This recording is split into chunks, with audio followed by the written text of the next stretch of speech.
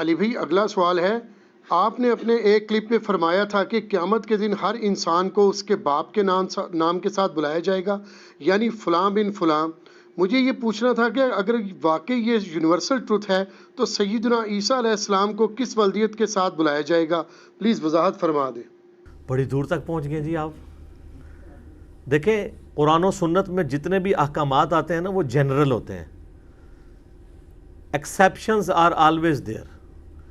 شکر حضرت عیسیٰ کا پوچھ لیا، ان کی تو میں ماں کا نام بتا سکتا ہوں، آدم علیہ السلام کا ذکر کرتے تو میرے پلے کچھ بھی نہیں سی بتانے کے لیے۔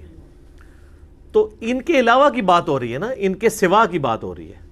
بخاری اور مسلم دونوں میں حدیث ہے کہ قیامت والے دن ہر جو خائن شخص ہے اس کے لیے میدان محشر میں ایک جھنڈا بلند کیا جائے گا، عہد شکن اور خائن حکمران کے لیے، تاکہ ڈومیننٹ ہو جائے کہ یہ مجرم تھا دنیا میں، اور کہا جائے گا یہ فلاں بن فلاں کا جھنڈا ہے۔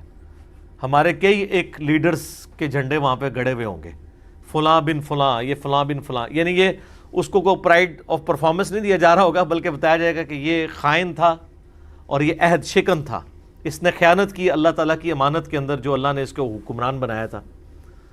تو اس حدیث کے اوپر امام بخاری نے نا ایک باب باندھا ہے کہ قیامت والے دن لوگوں کو ان کے باپ کے نام کے ساتھ بلایا جائے گا۔ عربی میں جب فلاں بن فلاں کہا جاتا ہے نا تو اس کا مطلب باپ کی طرف منسوب کرنا ہوتا ہے، ماں کی طرف نہیں۔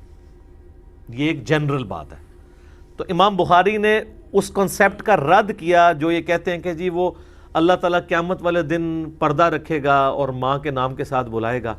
یار یہ آپ لوگوں کو اتنی ٹینشن کیوں پڑی ہوئی ہے؟ اللہ نے تو دنیا میں ہی پردہ رکھا ہوا ہے۔ صحیح بخاری اور مسلم دونوں میں حدیث ہے کہ بچہ اس کا ہے جس کے بستر پہ پیدا ہو، خواہ اس کی عورت نے کسی منہ کے ساتھ منہ کالا بھی کیا ہو نا، تب بھی قانوناً نبی علیہ السلام نے فرمایا بچہ اس کا ہے جس کے بستر پہ پیدا ہوگا۔ تو دنیا میں اللہ نے پردہ رکھ دیا کہ اس کا نام ہوگا اس کا بیٹا جس کے بستر پہ پیدا ہوا، تو قیامت والے دن بھی یہ اسی طریقے سے ہوگا۔ اور دوسری بات، جو شخص آؤٹ آف ویڈ لاک پیدا ہوا ہے اس میں اس کا کیا قصور ہے؟ قصور تو اس کا ہے جس کی غلطی تھی۔ تو قیامت والے دن تو اللہ تعالیٰ گناہوں پہ جس کے پردہ رکھے، ہم تو اللہ سے امید رکھتے ہیں کہ پردہ رکھے، ادروائز تو بڑے بڑے شریف زادوں کے پردے وہاں پہ فاش ہو جانے ہیں، کیونکہ قیامت کا دن جو ہے وہ تو حساب و کتاب کا دن ہے نا۔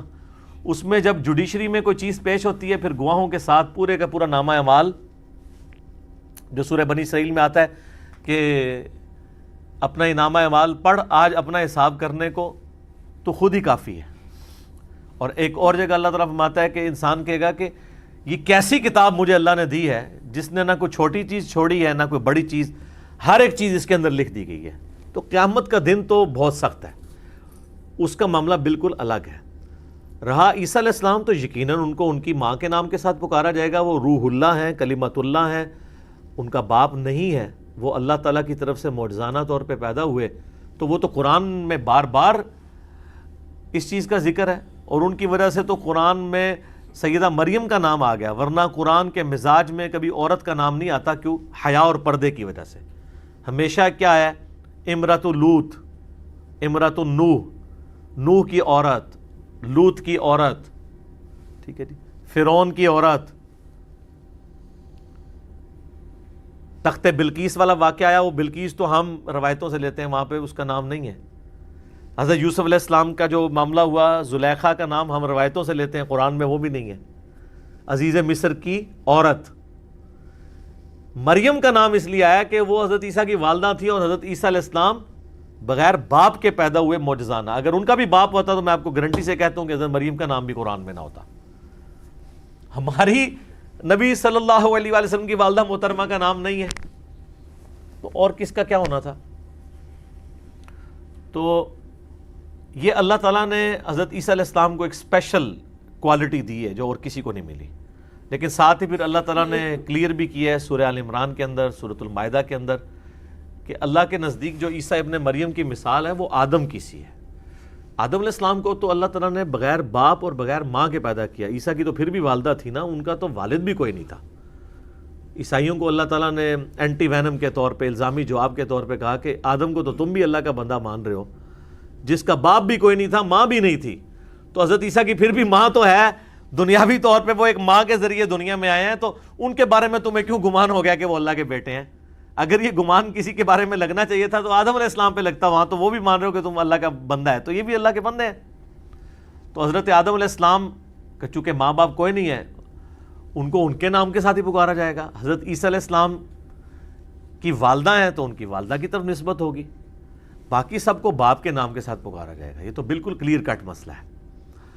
اور حضرت عیسیٰ علیہ السلام کی شخصیت چونکہ غیر معمولی شخصیت ہے، ان کے ساتھ ہمیشہ سے لوگوں نے اس طرح کی چیزیں وابستہ کی۔ خود نبی صلی اللہ علیہ وآلہ وسلم کے مبارک زمانے میں حضرت عیسیٰ علیہ السلام کی وجہ سے نبی صلی اللہ علیہ وآلہ وسلم کے ساتھ بھی کفار مکہ نے حجت بازی شروع کر دی۔ جس طرح یہ حجت بازی ہوئی، میں بدگمانی نہیں کرتا، لیکن بعض اوقات کبھی یہ حجت بازی بھی ہو سکتی ہے۔ نبی صلی اللہ علیہ وآلہ وسلم کے ساتھ کیا ہوا کہ سورۃ الانبیاء میں آیت ہے اینڈ پہ جا کے کہ قیامت والے دن اللہ تعالیٰ جو بتوں کی پوجا کرنے والے ہیں، جھوٹے خداؤں کی، جھوٹے آلہہ ہیں جو، ان کے آلہہ کو بھی دوزخ میں پھینک دے گا۔ پھر اللہ تعالیٰ اس پہ ورڈکٹ دیتا ہے کہ دیکھو اگر یہ خدا ہوتے تو یہ آج دوزخ میں تو نہ ہوتے، تمہارے ساتھ بت بھی تمہارے جل رہے ہیں جن کی تم پوجا پاٹ کرتے تھے۔ اچھا، جب یہ آیت نازل ہوئی نا سورۃ الانبیاء کے اندر، تو پھر کافروں نے نبی علیہ السلام کے ساتھ نا حجت بازی شروع کر دی، اور انہوں نے کہا کہ اچھا قرآن تو یہ کہہ رہا ہے کہ ہم بتوں کی پوجا کرنے والوں کو، جن کو، بلکہ وہ تو جنرل ہے کہ جن کو اللہ کے سوا پوجا گیا ان کو بھی، ان کے ماننے والوں کو بھی دوزخ میں جھونکیں گے، تو اس کا مطلب ہے کہ عیسیٰ ابن مریم کو بھی دوزخ میں پھینکا جائے گا، کیونکہ ان کو بھی تو لاکھوں کروڑوں لوگ پوج رہے ہیں اللہ کے سوا۔ تو اب یہ وہی انہوں نے حجت بازی کی، تو اللہ تعالیٰ نے پھر اس کو باقاعدہ کلیریفائی فرمایا سورہ الزخرف پارہ نمبر 25 کے اندر۔ اس کو ان انٹینڈڈ نہیں چھوڑا، ظاہر ہے کہ ایک بہت بڑا ایک فتنہ وہ لوگ کھڑا کر رہے تھے نا، تو اللہ تعالیٰ نے فرمایا، یہ آیت ہے 57، اعوذ باللہ من الشیطان الرجیم، بسم اللہ الرحمن الرحیم، وَلَمَّا ضُرِبَ ابْنُ مَرْيَمْ مَثَلًا، اور یہ جو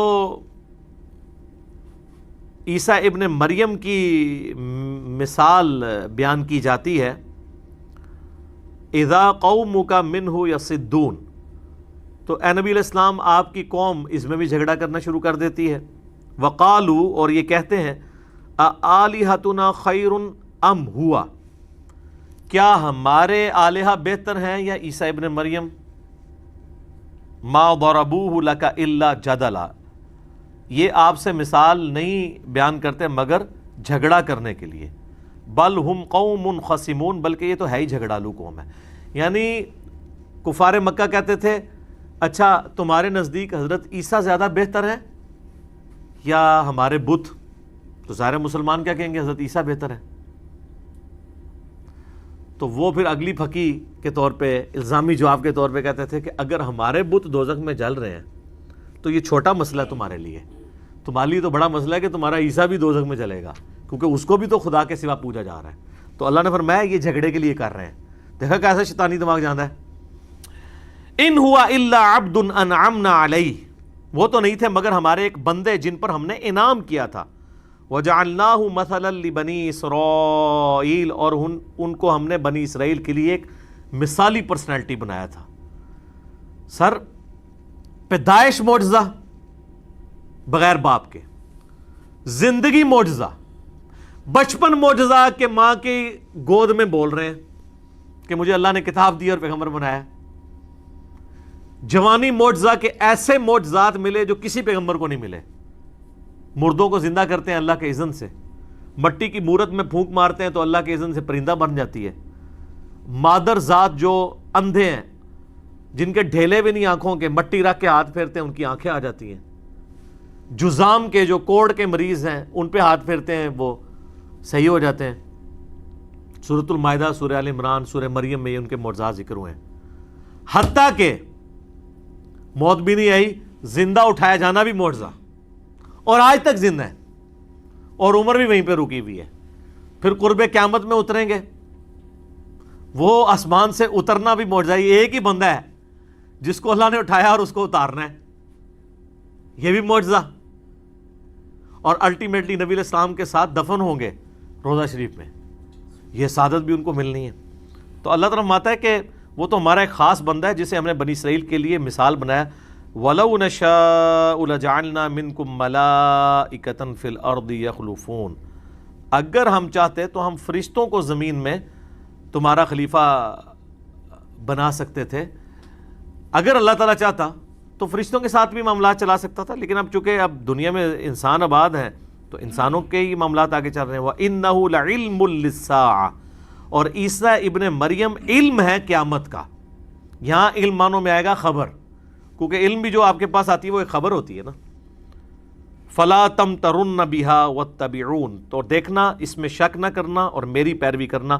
هَذَا صِرَاطٌ مستقیم, یہ ہے سیدھا راستہ. یعنی نبی علیہ السلام کو کہا جا رہا ہے کہ ان سے کہو کہ میری پیروی کرو. تو عیسیٰ ابن مریم قیامت کی خبر ہے.